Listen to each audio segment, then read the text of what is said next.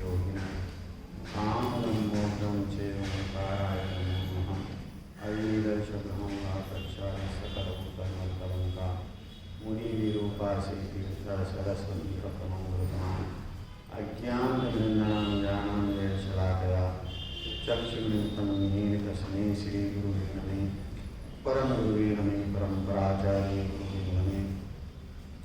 सकलकलुषितं श्रेयांस्कं परिवर्धकं धर्मसम्बन्धकं भवितुमुक्तिबोधकारकं पुण्यप्रकाशकं पापनाशकं शास्त्रं श्रीसमयसारणां ध्येयम् अस्य मूलकर्तारः श्री सर्वदेवा दादुस्तुर्गन्धर्देवा प्रतिगन्धर्देवा इस्तेषां रत्नं सारमासाते आचार्य मुकुन्दाचार्य विचितां चोटा है सावधान प्रयासमस्तु।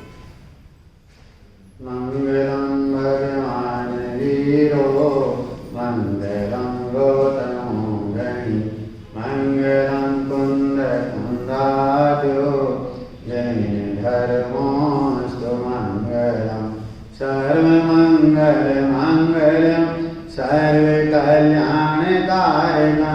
प्रधानं सर्वधर्माणां जैनं जयतो शासनं जैनं जयतो शासनं जिनका परम पावन चरित्र जय निधि समान अपार जिनके गुणों के कथन में गणधर न पावे पार बस इतराग विज्ञान नहीं जिनके कथन का सार उन सर्वदर्शी सन्मति को वंदना शतवार वंदना शतवार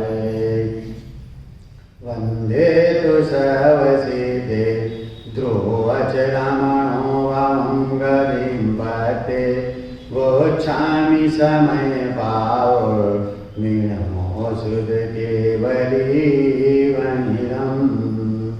नमः समय साराय स्वानुभूत्या चकाशते चित्स्वभावाय भावाय सर्वभावान्तरचिदे। बोलिए वीतरागी दीक्षास गुरु धर्म की 10 लक्षण महापर्व की। आत्मा की परिउपासना करने की महान मंगलकारी पर्व 10 लक्षण महापर्व पर्युषण पर्वरा जिनका समापन हो चुका है और रत्नत्रय और 16 कारण पर्व अभी भी है। तो ऐसे पर्वों के पावन प्रसंग पर हमारे सम्मुख ग्रंथाधिराज समयसार जी हैं और ग्रंथाधिराज समयसार जी के माध्यम से कलिकाल सर्वज्ञ कुंदाचार्य देव हमें अपने जीव राज को जानने का उपदेश दे रहे हैं, संदेश दे रहे हैं। कहाँ से आकर के अप्रमत्त दशा से शुद्धोपयोग से उतर करके शुभोपयोग की भूमिका में आए हैं। प्रमत्त दशा है और उस प्रमत्त दशा में हमें उस ज्ञायक स्वरूपी भगवान आत्मा का उपदेश दे रहे हैं, जिसमें अपनापन करने का नाम सम्यक दर्शन है, जिसको जानने का नाम सम्यक ज्ञान है और जिसमें रमने जमने का नाम सम्यक चारित्र है। ऐसा रत्नत्रय स्वरूप ज्ञायक स्वरूपी भगवान आत्मा वह मैं स्वयं। वो प्रमत्त दशा में ऐसे भगवान आत्मा का उपदेश दे रहे हैं कि जिसकी श्रद्धा ज्ञान प्रतीति से परिणति में रत्नत्रय मोक्ष मार्ग प्रकट होता है और जिसको रत्नत्रय मोक्ष मार्ग प्रकट होता है उसको मोक्ष होता ही होता है। त्रिकालवर्ती जीवों का प्रयोजन मोक्ष प्राप्ति का है। मोक्ष अर्थात सुख प्राप्ति का है। सुख प्राप्ति का प्रयोजन है तो सुख की प्राप्ति कहां से होगी कि कि वो सुख की प्राप्ति कहीं बाहर से होने वाली नहीं है, पर द्रव्यों से होने वाली नहीं है। वह सुख की प्राप्ति सुख स्वरूपी आत्मा के आश्रय से, और वो सुख स्वरूपी आत्मा वर्तमान में मैं स्वयं हूं। ज्ञानियों का जीवन मोमबत्ती की तरह होता है। मोमबत्ती होती है ना, समझते ना आप, है ना? क्या बोलते हैं आपके तरफ? मेणबत्ती बोलते हैं। कि वो मेणबत्ती जलती है और जल करके जगत की वस्तुओं को, जगत को प्रकाशित करती है। लेकिन इतना सब कुछ होते हुए भी उस मेणबत्ती का तो घात होता है, पतन होता है, वो नष्ट हो जाती है। लेकिन इस नष्ट होने की कीमत पर भी वह जगत की वस्तुओं को प्रकाशित करती है, जगत को प्रकाशित करती है। ऐसे ही ज्ञानियों का जीवन उस मेणबत्ती की तरह है कि जो शुद्धोपयोग से उतर करके आते हैं और शुभोपयोग की भूमिका में हैं। तो क्या हो रहा है कि स्वरूप का घात हो रहा है, स्वरूप से चित्त हो गए हैं, अतीन्द्रिय आनंद से चित्त हो गए हैं और छठे गुणस्थान में आ गए हैं। हमारे डॉक्टर साहब सवेरे चर्चा कर रहे थे, बता रहे थे कि गुरुदेव श्री ऐसा बोलते थे कि मानो समुद्र की बड़ी मछली को पानी में से निकाल करके रेत पर डाल दिया, उस मछली का क्या हाल होता है? तड़पती है, वेदना होती है। उसी प्रकार से जो ज्ञानी धर्मी जीव शुद्धोपयोग रूपी शिखर से उतर करके शुभोपयोग में आ जाते हैं, तो शुद्धोपयोग से उतरने से, शुद्धोपयोग से हटने से स्वरूप का घात हुआ, स्वरूप से पतित हुए। परंतु उस प्रमत्त दशा में जो शुभोपयोग है वो उन्हें ऐसा लगता है जैसे मानो टाटा बिरला की भट्टी में जल रहे। क्यों लगता है? उस अतीन्द्रिय आनंद से दूर हो गए, उस अतीन्द्रिय आनंद का घात हो गया शुभोपयोग की भूमिका में। और प्रमत्त दशा में जो गिरने की दशा है, और ऐसी दशा में वो आकुलता का अनुभव करते हैं। भले आहार विहार निहार आदि सारी प्रवृत्तियां होती है, परंतु होते हुए भी लक्ष्य एक उनका शुद्धोपयोग का रहता है। ऐसे शुद्धोपयोग में जाने के लिए वो दिगंबर संत मुनिराज छठे गुण स्थान में उग्र पुरुषार्थ करते हुए पुनः अप्रमत्त दशा में चले जाते हैं।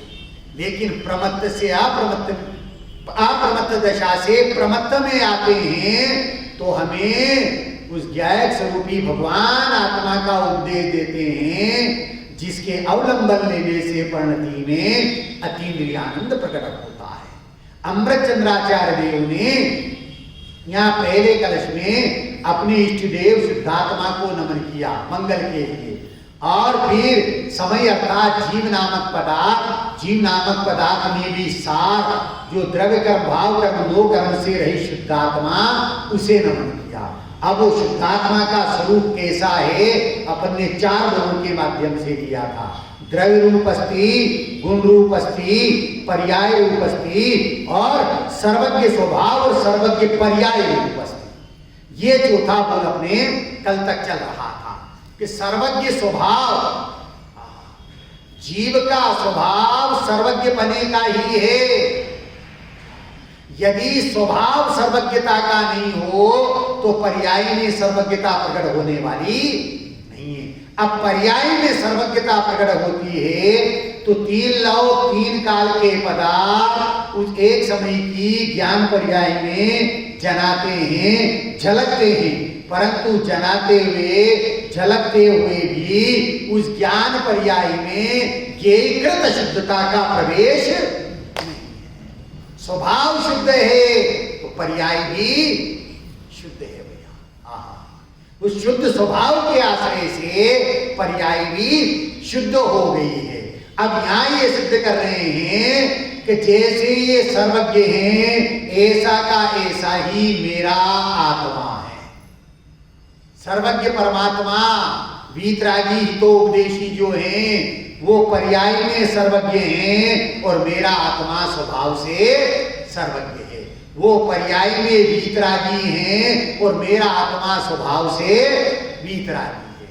वो स्वभाव पर्याय में चैतन्य घन प्रणमित हो रहे हैं और मेरा आत्मा स्वभाव से चैतन्य घनमयी रूप है।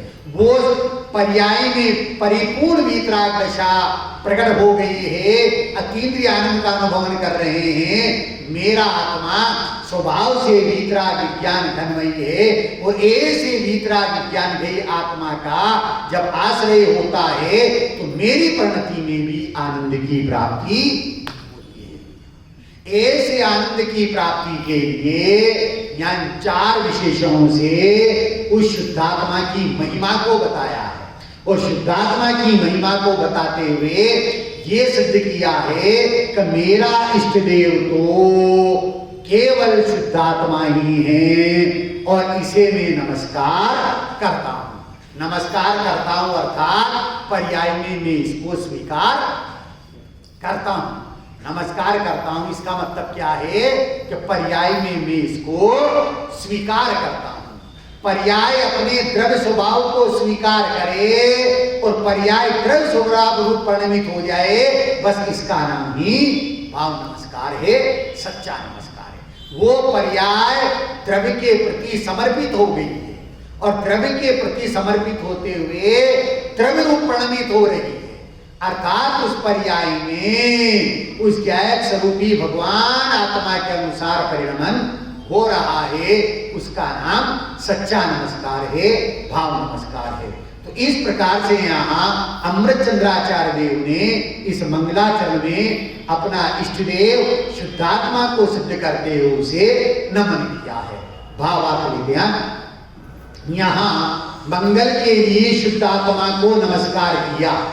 यदि कोई यह प्रश्न करे कि किसी इष्ट देव का नाम लेकर नमस्कार क्यों नहीं किया, आदिनाथ जी का नाम क्यों नहीं लिया, महावीर स्वामी का नाम क्यों नहीं लिया, अन्य दूसरे देवों का नाम क्यों नहीं लिया, तो उसका समाधान इस प्रकार है। वास्तव में इष्ट देव का सामान्य स्वरूप सर्व कर्म रहित है। क्या कह रहे हैं? जो इष्ट देव हैं, चाहे आदिनाथ हो, चाहे महावीर हो, चाहे शांतिनाथ हो, अन्य अनेक जो नाम आगम में आए, किसी भी प्रकार से नाम दिया गया हो, परंतु वो इष्ट देव सर्व कर्म रहित है। स्वभाव से भी कर्म रहित है और पर्याय से में भी कर्म रहित हो गया है। क्या कहा? ध्यान से सुनना। जो इष्ट देव है, आदिनाथ जी है, महावीर भगवान है, अरे स्वभाव से तो कर्म रहित है। एक भजन आता है ना, आठों कर्मों के बीच में क्या है? अकेली आत्मा बोल रहे। पर्याय ज्ञानी क्या कहते हैं? आठों कर्मों के बीच में सुरक्षित आत्मा, हे सुरक्षित आत्मा। क्या कह रहे?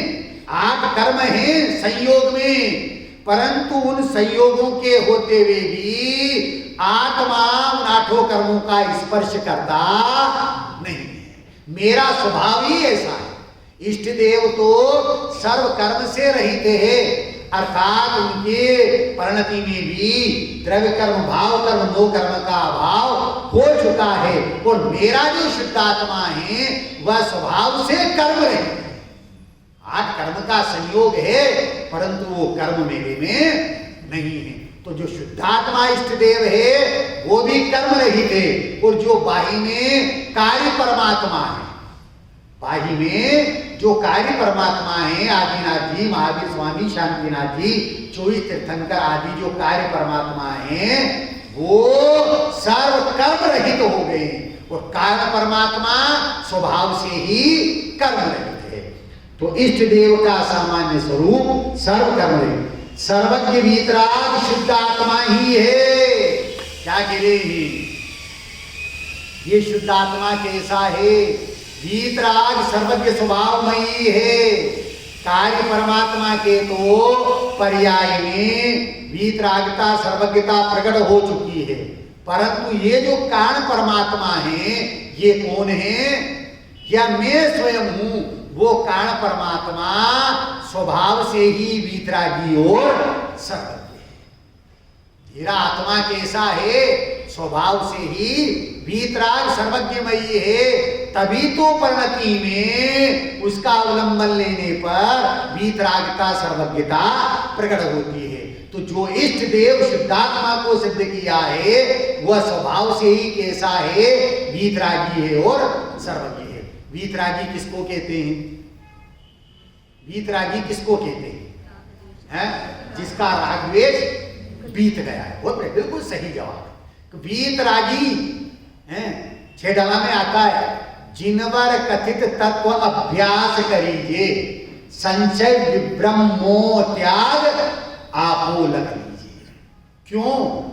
जिनेन्द्र देव के द्वारा कहे गए तत्वों का ही श्रद्धान ज्ञान क्यों करना कि ये वीतरागी हैं और सर्वज्ञ हैं। क्या कहा? वीतरागी हैं जिनका मोह राग द्वेष बीत गया है, जन्म जरा तृषा सुधा आदि 18 दोषों का अभाव हो गया है। अब वीतरागी हो गए हैं, पर वीतरागी के साथ में सर्वज्ञ बना भी है। क्या है? सर्वज्ञता भी है। क्यों है? उस सर्वज्ञता को पचाने की ताकत वीतरागी की ही है।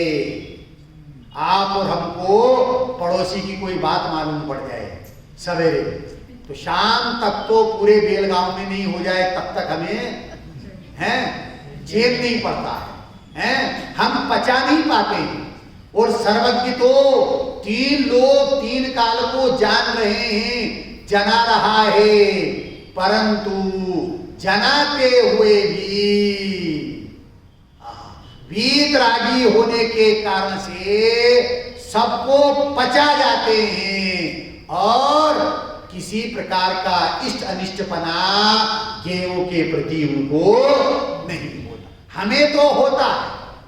क्यों होता है? हम रागी हैं, हम नहीं पचा पाते हैं।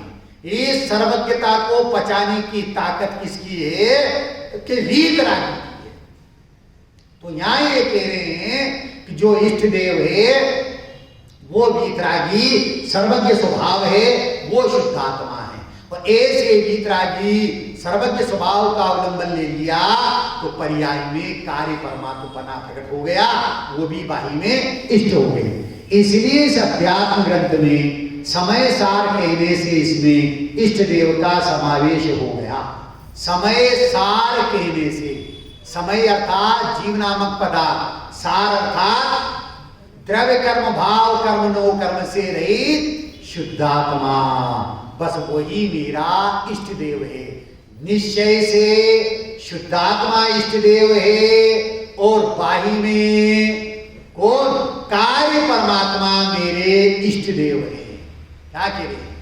व्यवहार से कार्य परमात्मा इष्ट देव है और निश्चय से मेरा शुद्धात्मा ही इष्ट देव है। क्यों है? तो दोनों ही द्रव्य कर्म भाव कर्म नो कर्म से रहित है, इसलिए व्यवहार से कार्य परमात्मा इष्ट है और निश्चय से मेरा कारण परमात्मा इष्ट है। तथा एक ही नाम लेने में अन्य मतवादी मत पक्ष का विवाद करते हैं। अगर एक ही नाम लेते हैं आदिनाथ जी का, तो अन्य दूसरे जो मत वाले हैं वो कहते नहीं भैया ये तो जैन धर्म मतावलंबी है, उनको नमन कर रहे हैं, हमारे भगवान कहाँ है? पर समय सार कहने पर हैं वो ऐसा इष्ट देव है जो द्रव्य कर्म भाव कर्म नो कर्म से रहित है।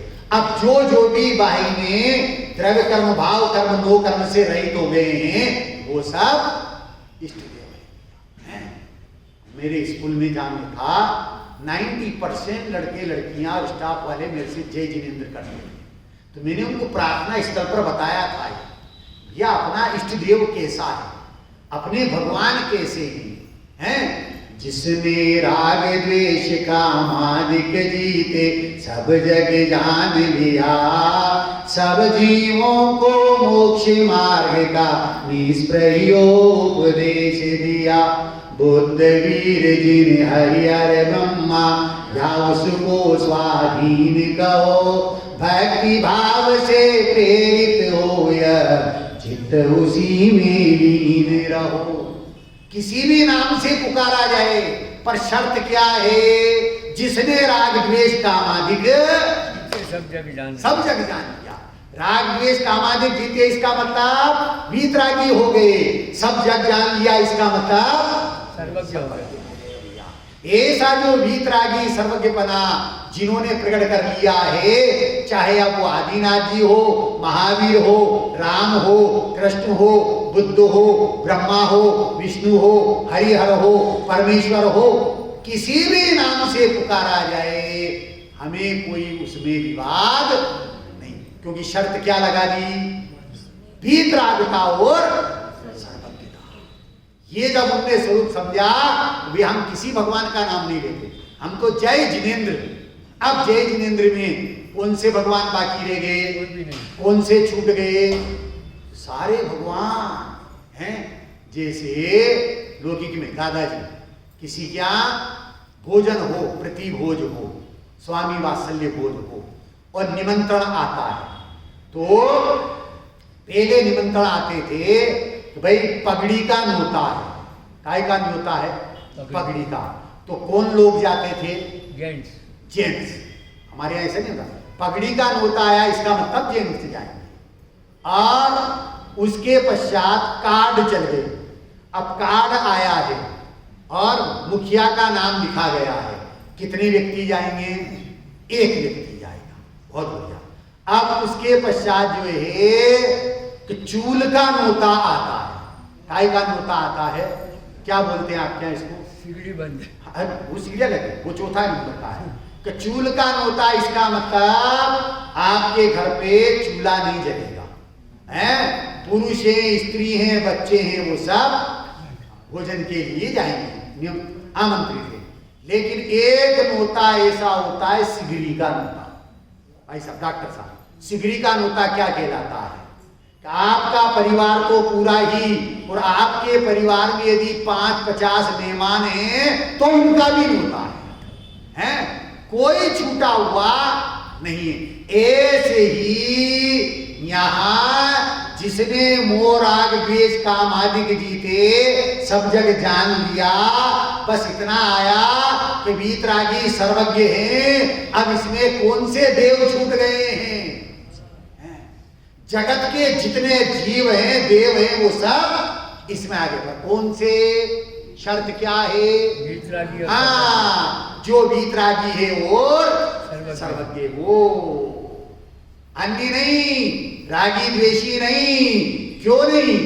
रागी द्वेषी की पूजन से राग द्वेषी ही पाता है, वीतराग की पूजन से वीतराग का पाता है। अरे रागी द्वेषी की पूजन करेंगे तो राग द्वेष बढ़ेगा भैया, और वीतरागी की पूजन करेंगे तो वीतरागता प्राप्त हो। मेरा स्वभाव, मेरा इष्ट देव वो वीतराग सर्वज्ञमयी है। ऐसे वीतराग सर्वज्ञमयी स्वभाव के अवलंबन से जिन्होंने परिणति में वीतरागता सर्वज्ञता प्रकट कर ली है, ऐसे समस्त देवों को, ऐसे समस्त कार्य परमात्मा को हम नमन करते हैं, वंदन करते हैं। कौन छूटा है? कोई नहीं छूटा। या क्या करे देखो, हैं? अगर एक ही नाम लेने में अन्य मतवादी मत पक्ष का विवाद करते, उन सबका निराकरण समय सार के विशेषण से हो गया है। और अन्यवादी जन अपने इष्ट देव का नाम लेते हैं, उसमें इष्ट शब्द का अर्थ घटित नहीं होता। इष्ट अर्थात क्या है? इष्ट का अर्थ है वादी और प्रतिवादी दोनों को जो मान्य हो वो इष्ट है। क्या कह रही? वादी और प्रतिवादी दोनों को जो स्वीकार हो। तो यहां इष्ट किसके कारण से है? वीतरागता सर्वज्ञता के कारण से इष्ट है। मेरा स्वभाव भी इष्ट है क्योंकि वीतराग सर्वज्ञ स्वभाव में ही है, और इसके आश्रय से परिणति में वीतराग सर्वज्ञता प्रकट हो गई, इसलिए वो भी इष्ट देव हो गए। तो यहाँ ये कह रहे हैं अन्यवादी जन अपने इष्ट देव का नाम लेते हैं तो इसमें इष्ट शब्द का अर्थ घटित नहीं होता, उसमें अनेक बाधाएं आती है। क्या बाधाएं आती है? क्या बाधाएं आती हैं? अन्यवादियों के इष्ट देव है वो कैसे हैं? अस्त्र शस्त्र वाले हैं, सरागी हैं, बहुत बढ़िया सरागी हैं, पास में अस्त्र शस्त्र हैं, घोटा आदि हैं, साथ में नारी है। तो भैया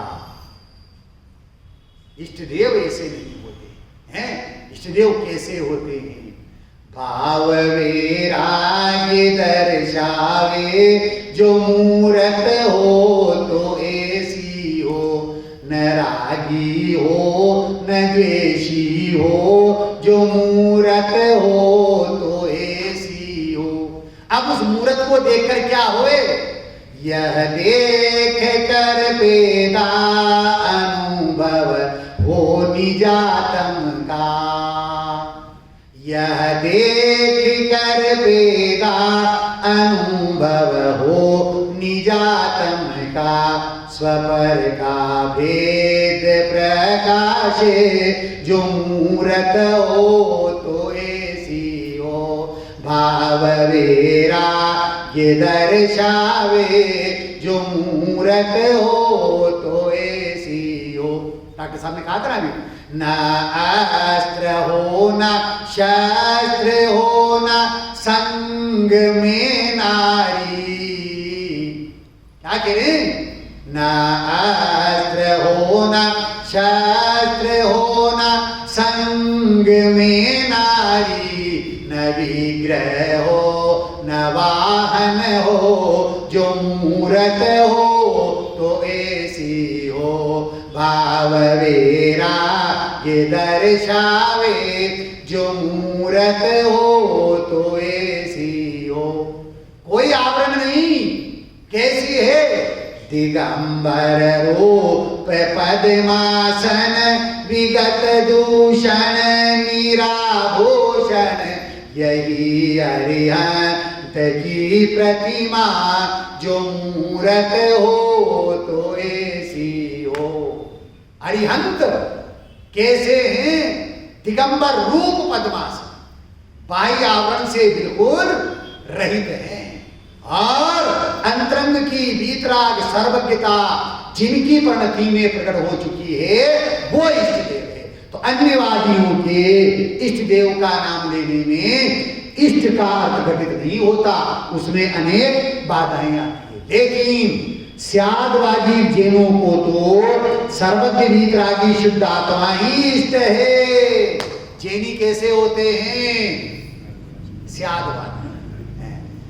देव तीर्थंकर गुरु यति आगम केवल बेन, धर्म अनंत नयात्मक जो जाने सोजे। जैन कैसे हैं? अनेकांत स्यादवादमयी हैं। वस्तु में अनंत धर्म है, अनंत गुण है, अनंत शक्तियां हैं। उन अनंत को एक साथ जाना जा सकता है परंतु कहा जा सकता नहीं।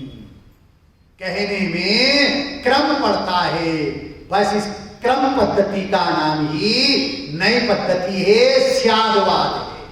स्याद मतलब कथनचित, वाद मतलब कहना, किसी अपेक्षा से कथन करना। क्यों?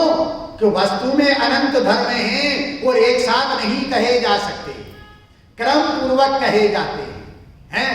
तो जो क्रम पूर्वक कहने का नाम स्यादवाद है।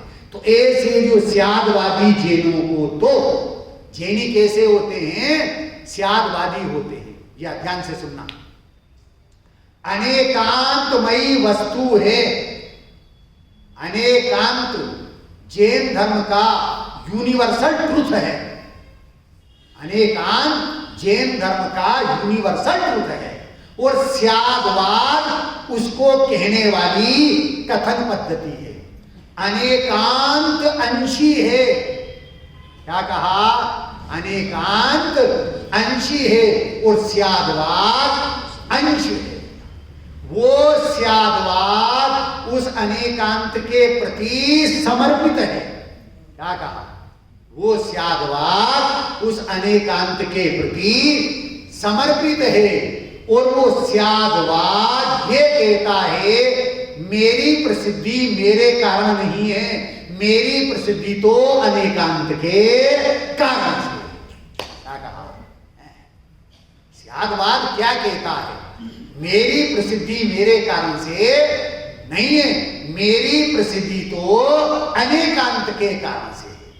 हर वस्तु में वस्तुपने को निपजाने वाली अस्ति नास्ति स्वरूप परस्पर दो विरुद्ध शक्तियों का प्रकाशित होना पाया जाता है। विरुद्ध अस्ति नास्ति, एक अनेक, तत् अतत्, भेद अभेद, नित्य अनित्य, ऐसे अनंत धर्म उस वस्तु में है। अब उस अनंत धर्मों को जिसके द्वारा कहा जाता है कि स्यात् अस्ति, कथनचित अस्ति है, कथनचित अस्ति है, पर स्यात् नास्ति, कथनचित नास्ति भी है। किसकी नास्ति है? स्व की अस्ति है और पर की नास्ति है। क्या कहा? स्व की अस्ति है और पर की नास्ति है। आत्मा अपने स्वद्रव्य, स्वक्षेत्र, स्वकाल, स्वभाव से इसकी अस्ति है। अब इसी आत्मा में परद्रव्य, परक्षेत्र, परकाल और परभाव की, ऐसे दोनों धर्म आत्मा में एक ही समय विद्यमान है। जिस समय अस्ति है उस समय भी नास्ति धर्म है कि नहीं है? नास्ति धर्म भी है। क्योंकि धर्म है वो वस्तु का स्वभाव है और स्वभाव का कभी होता नहीं अभाव और विभाव का कभी होता नहीं सद्भाव। क्या कह रही है? यहाँ कह रही हैं स्यादवादी जैनी कैसे होते हैं? स्यादवादी और समझते हैं उदाहरण से हैं का पुरुष है, उस पुरुष के सामने तीन महिलाएं खड़ी हुई है। एक 70 साल की है, एक 40 साल की है और एक 15 साल की बालिका है। तीन महिलाएं उसके सामने खड़ी हुई है। अब 70 साल की महिला उस पुरुष को देखती है और मन में विचार करती है, कहती है यह मेरा बेटा है। क्या है? मेरा बेटा है। 40 साल वाली उसको देखती है और विचार करती है और मन में ये संकल्प के हैं कि ये मेरे पति देव है। 15 साल की जो लड़की है वो देखती है और ये विचार करती है कि ये मेरे पूज्य पिताजी हैं। अब प्रश्न मेरा ये है कि वो पुरुष कितना है? वो पुरुष कितना है? एक एक तीन है, एक है, परंतु उसमें ये तीन धर्म मौजूद हैं। अपेक्षा। हाँ, तीसरा बोल क्या है अपना? अपेक्षा समझना किया। मैं कौन हूं? मैं कौन हूं? ज्ञायक स्वरूपी भगवान आत्मा। जिनवानी कैसी होना चाहिए? भीतरात्मा की पोषक होना चाहिए। और तीसरा बोल क्या है? अपेक्षा को। पुरुष तीन नहीं है, पुरुष तो एक ही है, परंतु उसमें धर्म अनेक हैं। वो पुत्र भी है, पिता भी है, पति भी है, मामा भी है, चाचा भी है, भांजा भी है, मौसा भी है, साला भी है, जीजा भी है। इतना इतने धर्म उसमें, लेकिन वो इतना नहीं है। वो तो अभेद एक अखंड रूप पुरुष है। ऐसे ही यहाँ कह रहे हैं ज्ञायक स्वरूपी भगवान आत्मा। अनंत धर्म, अनंत गुण और अनंत शक्तियों का अभेद पिंड है अनंत। उसमें है अनंत धर्म, अनंत गुण, अनंत शक्तियां, पर वो आत्मा अनंत होकर के बिखरने वाला नहीं है। वो तो अनंत का एक अभेद पिंड है। अब उस अनंत में से जिसको कहा जाता है एक धर्म को, बस उसका नाम स्यादवाद है। और जैनी स्यादवादी होते हैं। जैनी कैसे होते हैं? देखो ध्यान से सुनना भैया, इस जैन धर्म के अनेकांत और स्यादवाद को अच्छे अच्छे अन्य मतावलंबी नहीं समझ पाए और इसी कारण से विवाद होता है। बहुत बिल्कुल सही, मैं यही कहने वाला, आपने मेरे मन की बात कही है, बिल्कुल सही है। अच्छे अच्छे प्रकांड विद्वान अन्य मतावलंबियों के अनेकांत स्यादवाद को नहीं समझ पाए हैं। और जो अनेकांत स्यादवाद कितना सरल है, कितना सरल है। मैं व्यायक स्वरूपी भगवान आत्मा हूं, स्वभाव से हूं, परंतु यदि पर्याय दृष्टि से है, परानुरूप दृष्टि है, वही आत्मा बहिरात्मा है। बहिरात्मा कैसा है? बहिरात्मा है। अब दृष्टि पर से हट गई, स्व के सन्मुख हो गई, स्व में स्थिरता हो गई, वही आत्मा अंतरात्मा है। और स्वरूप में स्थिरता इतनी हुई, उपयोग बाहर आया ही नहीं, अंतर्मूर्त स्थिरता हो गई, केवल ज्ञान प्रकट हो गया, वही आत्मा क्या बन गया?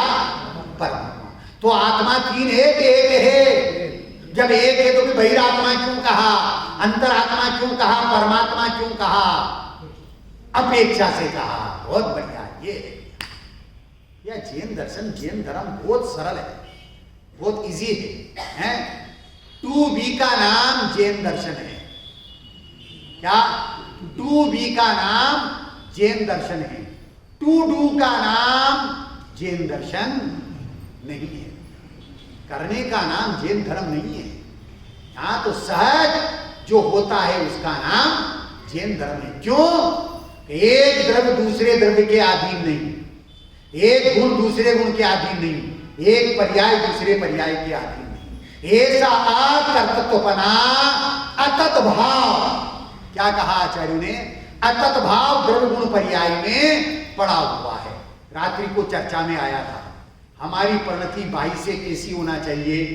अन्याय, अनीति, अभक्ष का त्याग होना चाहिए। काय का? अन्याय, अनीति और अभक्ष। ध्यान से सुनना, समझने की कोशिश करना। अरे लौकिक का अन्याय, अनीति, अभक्ष का त्याग तो जिन धर्मावलंबी के सहज में ही होता है। जैन कुल में पैदा होने से ही अन्याय, अनीति, अभक्ष का त्याग हो गया। अन्याय नहीं करता, न्याय नीतिपूर्ण कार्य करता है। न्याय से कमाओ, विवेक से खर्च करो और प्रीति से दान दो, बस उसका जीवन ही जीवन है। अन्याय से कमाना, अविवेक से खर्च करना और हर पल तृष्णा बनी रहना, उस जीव का जीवन नहीं है। यहां तो किसका जीवन? अन्याय, अनीति, अभक्ष का त्याग। न्याय दीपिका ग्रंथ, उसके कर्ता धर्मभूषण जी, और उसकी टीका की है वीर सागर जी महाराज ने, जो आपके सोलापुर के आसपास हुए, महाराष्ट्र और कर्नाटक में। वीर सागर हैं। मैं सोलापुर आया था शिक्षक विधान कराने के लिए, आज से लगभग 12-15 साल पहले। तो वहां वो मेरे को भेंट में दिया था, मैंने उसका आद्योपांत स्वाध्याय किया। उसके प्रारंभ की ही 3 बातें डॉक्टर साहब, इतनी गजब का विश्लेषण किया वीर सागर जी आचार्य ने, मतलब मन प्रफुल्लित हो गया। अन्याय किसको कहते हैं? किसका नाम अन्याय है? हमसे छोटा और उसके ऊपर हम जो है अत्याचार करें, हैं, उसका शोषण करें, तो लोग कहते हैं अरे भैया अन्याय कर रहे हो। लेकिन ज्ञानियों ने अन्याय किसको कहा है? यदि मैं अपने को पर का कर्ता मानता हूं और पर को अपना कर्ता मानता हूं, ये सबसे बड़ा अन्याय है। क्यों? आत्मा में एक 14 नंबर की शक्ति है। कौन सी? ख्याल में हो किसी को?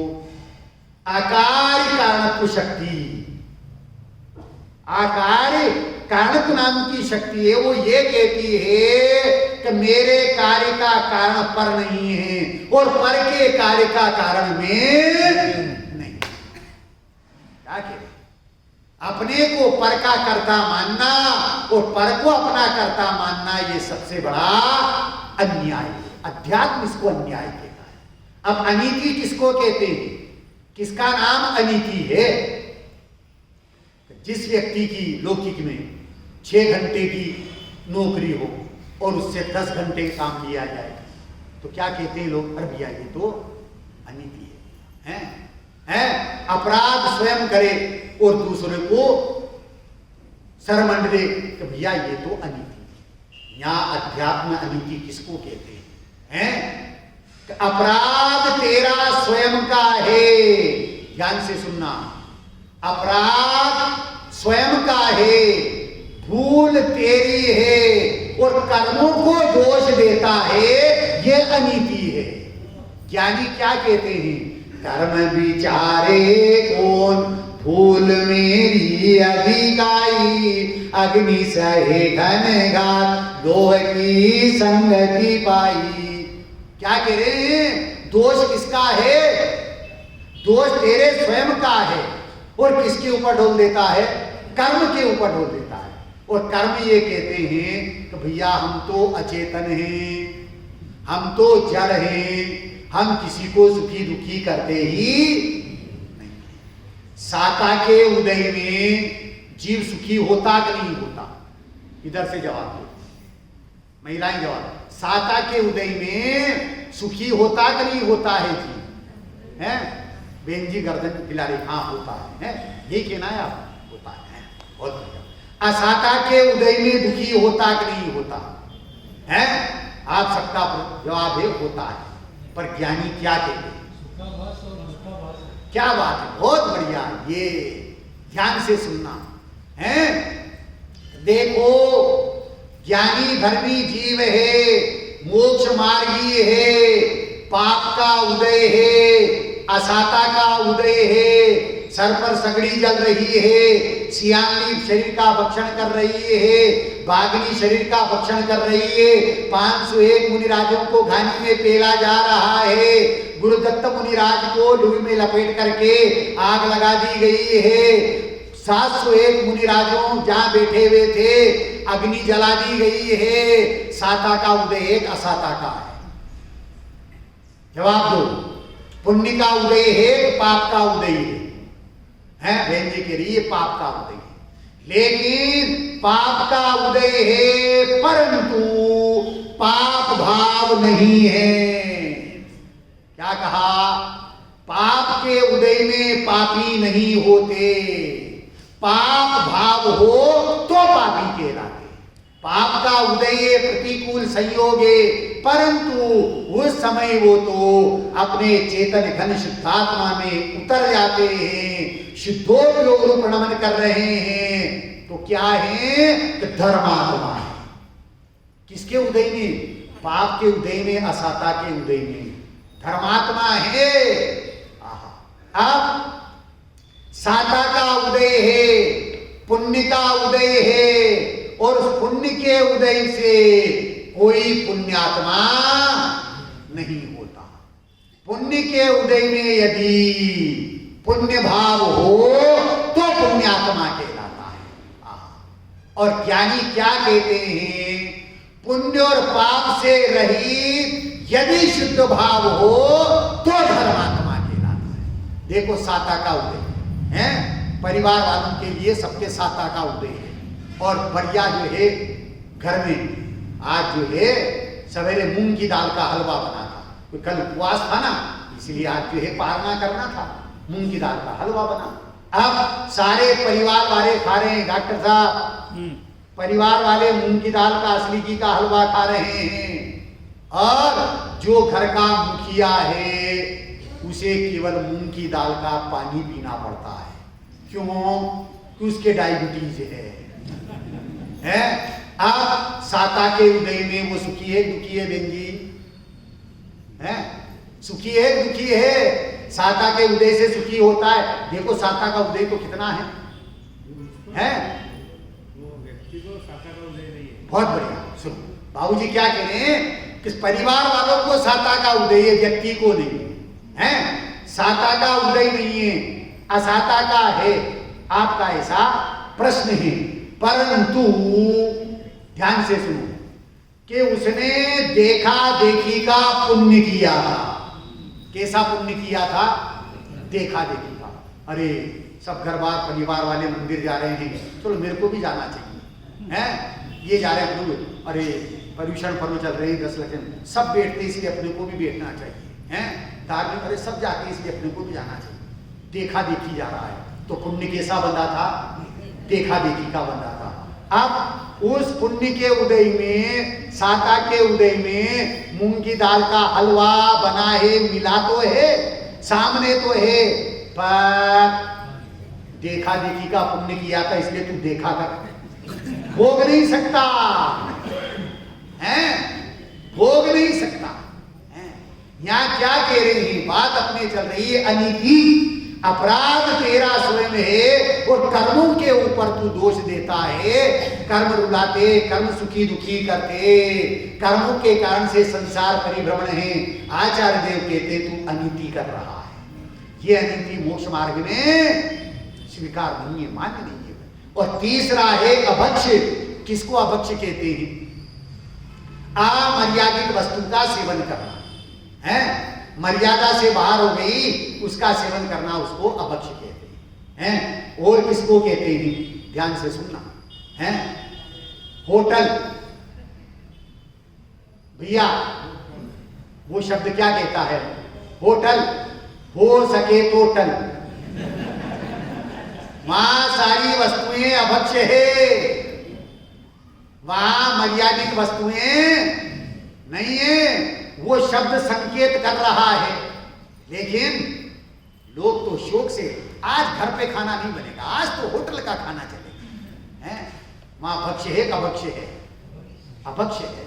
परम शोध का खाना है, हैं? परम शोध का खाना। कहाँ? होटल में। होटल में परम शोध का, हैं? इसे तो जा रहे हैं, इसीलिए जा रहे हैं, इसीलिए जा रहे हैं। या परम शोध का खाना तो परम पाणिनिक स्वभाव की जिस्तों को दृष्टि हो गई है, ऐसे ज्ञानी धर्मी जीवों के द्वारा जो विवेक पूर्वक बनाया जाता है, हैं? विवेक पूर्वक बनाया जाता है, वात्सल्य पूर्वक परोसा जाता है और अनासक्ति पूर्वक उसका सेवन किया जाता है, वो परमात्मा है या वो परम शोध का होटल। हो सके तो टल, होश में हो तो टल, और हिंदू हो तो टल, नहीं तो घुस जा। जहां भक्ष्य पदार्थ नहीं है, मां पदार्थ की मर्यादा ही नहीं है, अमर्यादित पदार्थ है। यहां तो जो मर्यादा से बाहर हो चुके हैं वो सारे पदार्थ अभक्ष्य हैं, लौकिक में ऐसा। अब अध्यात्म में अभक्ष्य किसको कहा है?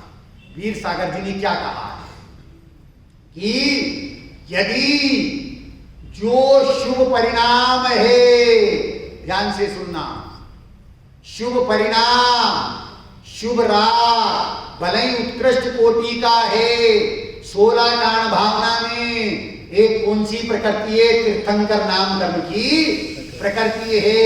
अगर उसका भी बंध बनता है तो तीर्थंकर नाम कर्म की प्रकृति भी यदि अगर मेरे को रुचती है, अच्छी लगती है, वो शुभ भाव भला लगता है, तो आचार्य देव कहते हैं तू अभक्ष्य का सेवन कर रहा है। दादाजी जस्ती है बात, हमारे घर की बात नहीं, आगम की बात है। हाँ, शुभ राग यदि तेरे को भला लगता है, शुभ राग के प्रति मिठास है, शुभ राग के प्रति आसक्ति है, तो आचार्य देव कहते हैं तू उस गायक स्वरूपी भगवान आत्मा का घात करता है, पतन करता है, अभक्ष्य का सेवन करता है। अब किसी को शंका हो जाए, प्रश्न खड़ा हो जाए, तो इस शुभ राग को छोड़ दे, 16 कांड पर मना रहे हैं, इसको छोड़ दे। ऐसा भी नहीं, ये भी नहीं छूटेगा। शुभ राग भी परिणति में होगा।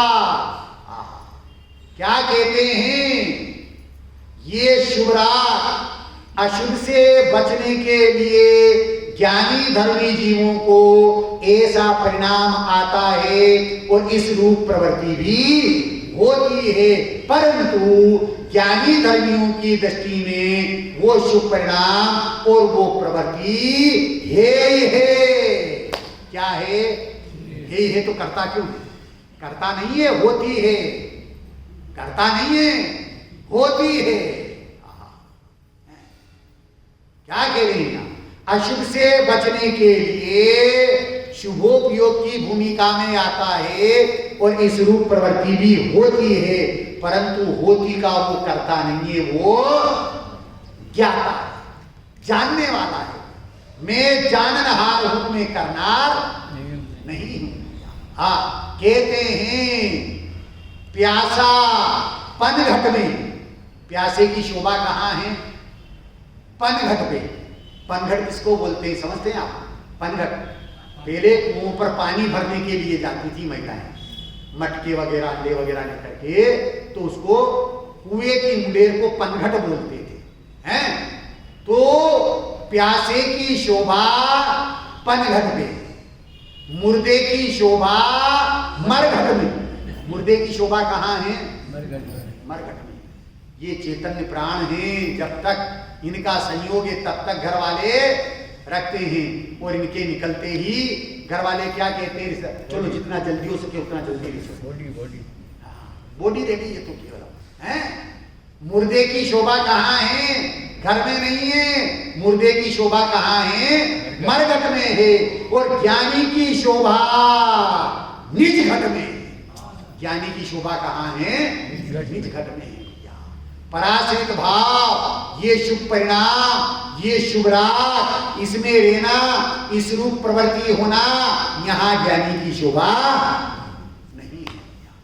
ज्ञानी की शोभा तो निज घट में है। इसलिए ज्ञानी ये कहते हैं कि यदि वो शुभ परिणाम, वो शुभ राग यदि हमें भला लगता है, हितरूप लगता है, अच्छा लगता है, और हम उपादेय मानते हैं, तो आचार्य देव कहते हैं अभक्ष्य का सेवन।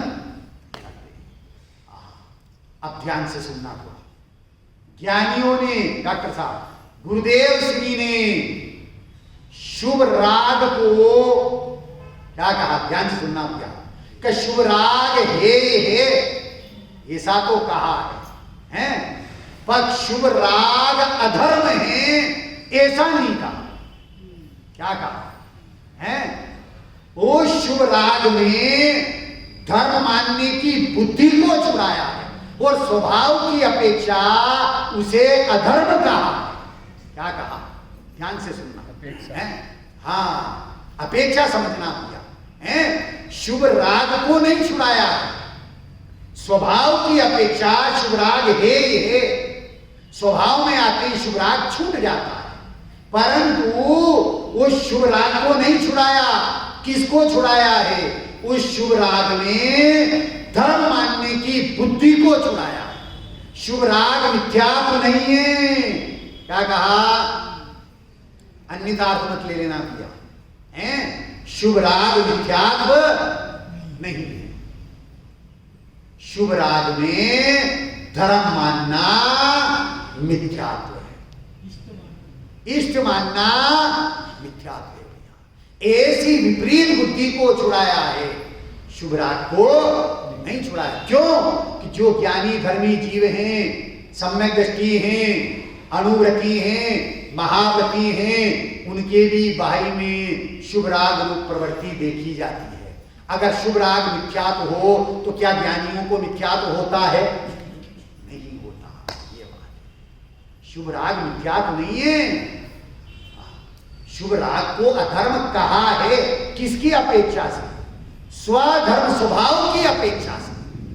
धर्म विभाव पर्याय है, इसलिए अधर्म।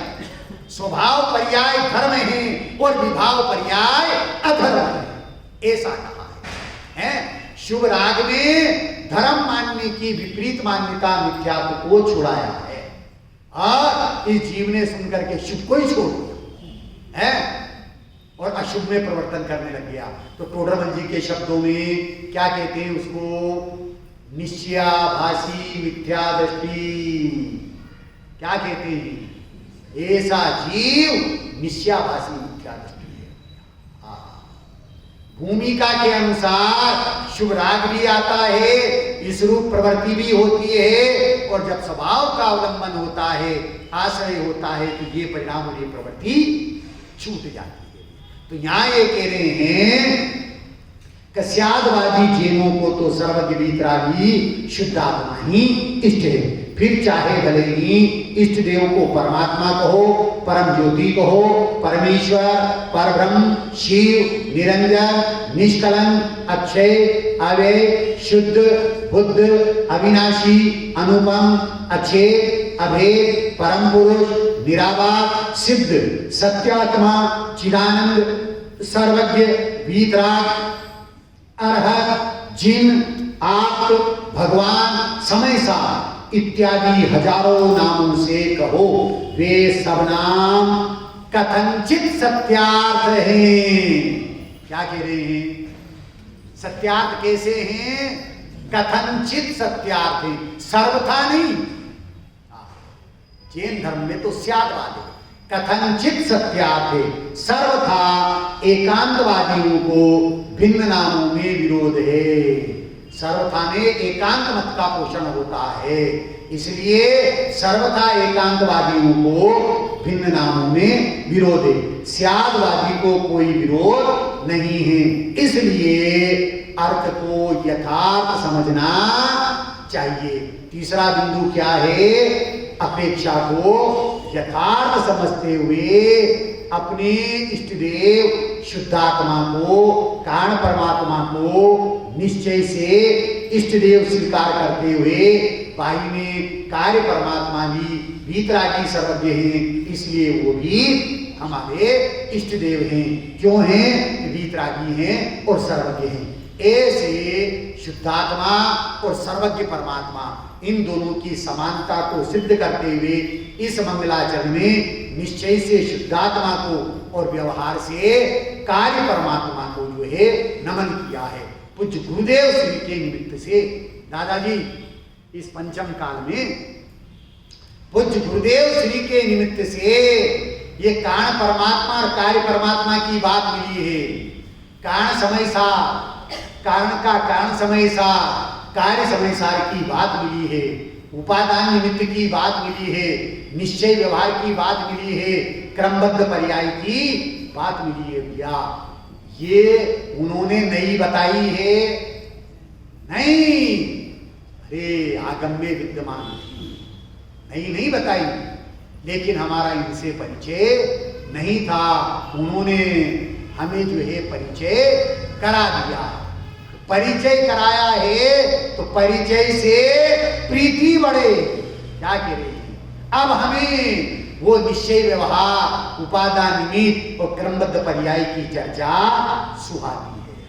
वास्तव में ये जैन धर्म के ऐसे सिद्धांत हैं जिनको समझ करके हम अभी वर्तमान में ही अमर हो गए। क्या हो गए हैं? अरे पर्याय से तो अमर होंगे तब होंगे, लेकिन मैं तो अभी वर्तमान में इसी समय यहाँ कैसा हूं? अमर हूं, अर्थात अनादि अनंत हूं। मैं तो त्रिकाल जीवत्व शक्ति से ही जीने वाला हूं, द्रव्य प्राणों से मैं नहीं जीता। ऐसा उन्होंने सिद्ध किया है। ऐसे युग पुरुष का हमें और आपको समागम मिला है। उनके जो कथन है, वचन है, वो कितने गंभीर और मार्मिक हैं। ध्यान से सुनना जरा।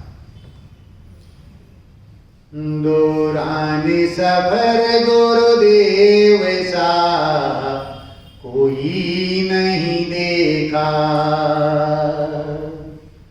दौरान सफर गुरुदेव सा कोई नहीं देखा, कोई नहीं देखा, कोई नहीं देखा,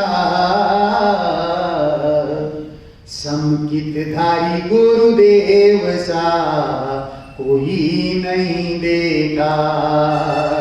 समकितधारी गुरुदेव सा कोई नहीं देखा।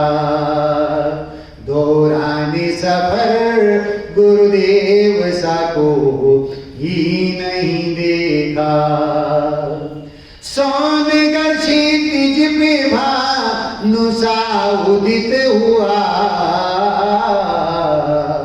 सोनगर क्षितिज पे भानुसा उदित हुआ।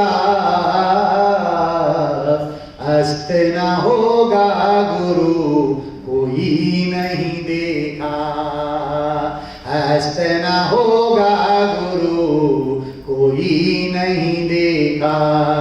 दोहराने सफर गुरुदेव सा को ही नहीं देखा। भूत न राजेंद्र वर्तमान न योगी। भूत न राजेंद्र वर्तमान न योगी। भावी जिनेन्द्र सा गुरु को ही नहीं देखा। भावी जिनेन्द्र सा गुरु कोई नहीं देखा। दोहराने सफर गुरुदेव सा को ही नहीं देखा। कारण समय ध्या कार्य समय हो गया। प्यास को बुझाने के लिए नीर चाहिए। प्यास को बुझाने के लिए नीर चाहिए। अग्नि को बुझाने के लिए जलधार चाहिए। दुख दर्द को मिटाने के लिए वीर चाहिए। दुख दर्द को मिटाने के लिए वीर चाहिए। अरे हिंसा के जोर से मिटती नहीं हिंसा। हिंसा को मिटाने के लिए महावीर चाहिए। और समय सार पर मार्मिक प्रवचन करने के लिए गुरुदेव श्री कहाँ भी चाहिए। गुरुदेव श्री कारण समय ध्या कार्य समय हो गया। कारण समय ध्या कार्य समय हो गया। समय सार सपाटी गुरु को ही नहीं देखा। समय सार सपाटी गुरु को ही नहीं देखा। दोहराने सफर गुरुदेव सा को ही नहीं देखा। ज्ञानी नहीं देखा। ज्ञानी नहीं देखा। ज्ञानी नहीं देखा। ज्ञानी नहीं देखा। ज्ञान में ज्ञायकी धारी गुरु नहीं देखा। ज्ञान में ज्ञायकी धारी गुरु नहीं देखा। दोहराने सफर गुरुदेव सा कोई नहीं देखा। समकितधारी गुरुदेव सा कोई नहीं देखा। दोहराने सफर गुरुदेव सा कोई नहीं देखा।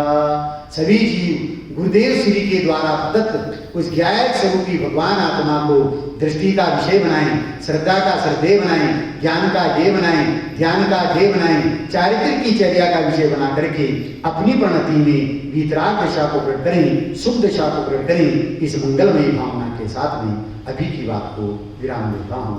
ओम शांति।